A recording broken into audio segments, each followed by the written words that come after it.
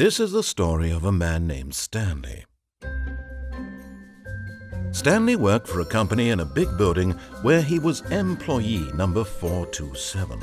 Employee number 427's job was simple. He sat at his desk in room 427 and he pushed buttons on a keyboard. Orders came to him through a monitor on his desk, telling him what buttons to push, how long to push them, and in what order. This is what employee 427 did every day of every month of every year. And although others might have considered it soul-rending, Stanley relished every moment that the orders came in, as though he had been made exactly for this job. And Stanley was happy. And then one day, something very peculiar happened. Something that would forever change Stanley. Something he would never quite forget. He had been at his desk for nearly an hour when he realized that not one single order had arrived on the monitor for him to follow. No one had showed up to give him instructions, call a meeting, or even say hi. Never in all his years at the company had this happened, this complete isolation. Something was very clearly wrong. Shocked, frozen solid, Stanley found himself unable to move for the longest time. But as he came to his wits and regained his senses, he got up from his desk and stepped out of his office.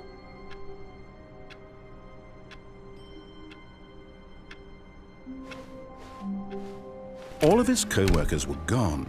What could it mean? Stanley decided to go to the meeting room. Perhaps he had simply missed a memo.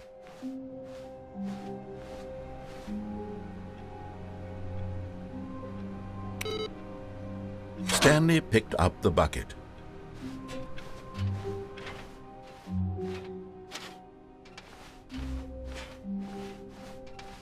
Stanley clutched the bucket tightly to his chest and entered the door on his left.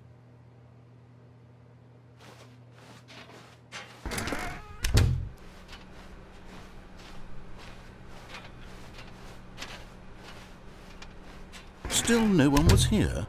Stanley needed the bucket's warmth and comfort now more than ever. Perhaps his boss's office was where he'd find answers.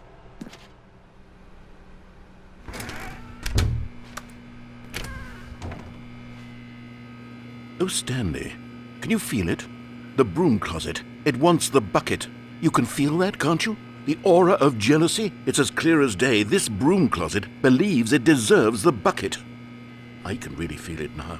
It's a bucket. It belongs in a broom closet. That's what the broom closet is trying to say here. It's supposed to go with the other cleaning supplies. Good for you, bucket. I know how hard it must be, given the pressure that the broom closet is putting on your shoulders right now, but you have to be strong. This is your bucket. This is your companion and lifelong friend. You can't hand it over. Oh, no.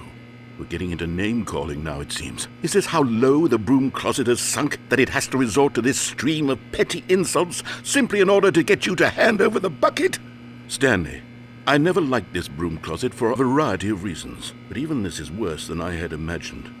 And wait, now the broom closet has the gall to imply that you and the bucket are not truly deep and lasting friends? That your relationship is purely superficial and convenient?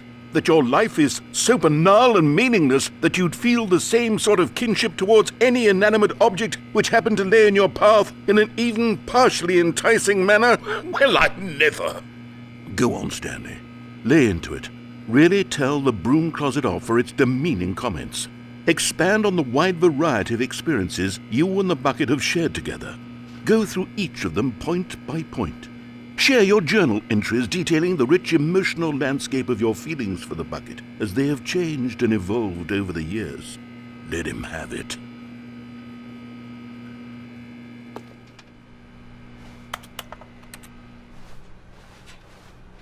Okay, coming to a staircase, Stanley and the bucket walked upstairs to the boss's office.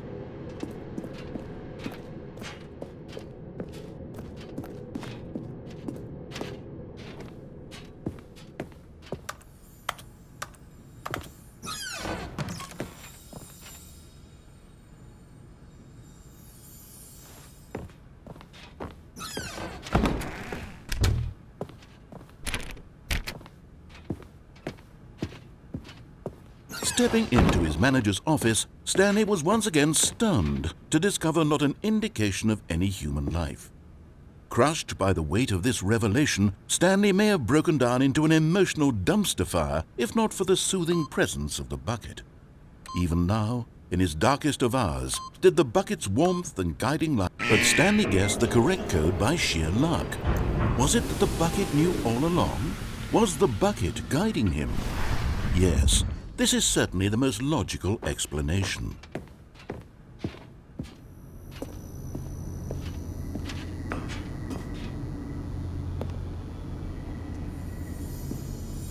You found one of them. One of the miniature Stanley figurines. Remember, no reward for collecting all of these, only the intrinsic pleasure of a job well done. You can't buy that sort of happiness, Stanley. God knows I've tried. So, I implore you to savor each and every moment you come across one of these beautiful figurines.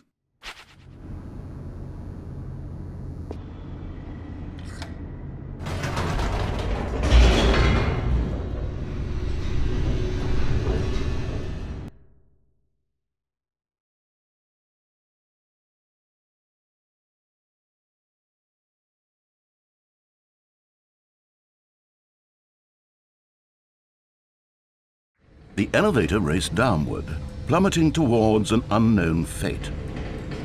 It would be all Stanley could do to keep himself together, if not for the bucket. Soothing him, comforting him, reassuring that in this darkest moment of uncertainty, he would be all right. The bucket is here for you, Stanley. Everything will be fine. Stanley and the bucket walked straight ahead through the large door that read, Mind Control Facility.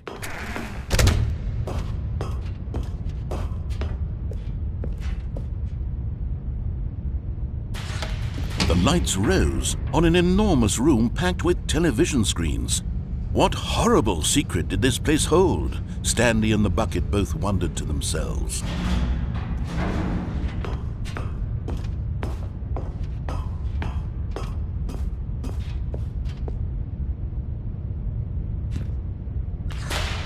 The monitors jumped to life, and Stanley nearly dropped the bucket in shock. Everyone in the office was being videotaped, monitored like guinea pigs. The bucket had never seen anything like this, and it very nearly burst into tears as Stanley cradled it gently, reassuring it that everything would be fine.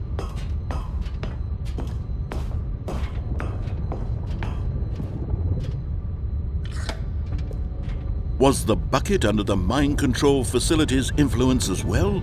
Had the bucket been told to do things it didn't wish to do? What kinds of things does a bucket want to do or not want to do in the first place? These questions raced furiously in Stanley's feeble mind.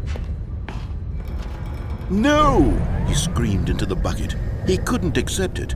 His own life in someone else's control, never! He squeezed the bucket tighter. His one friend in the entire world. At this point, he could trust no one except for the bucket.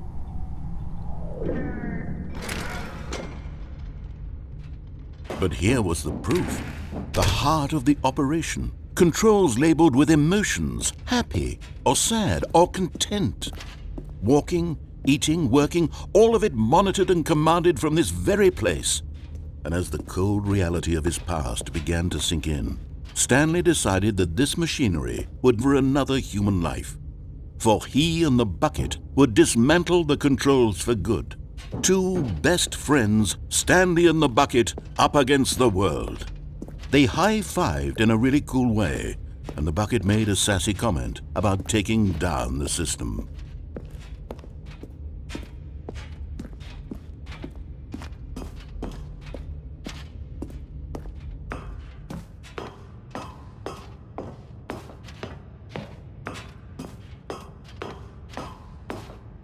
When at last they came to the source of the room's power, Stanley and the bucket knew it was their obligation.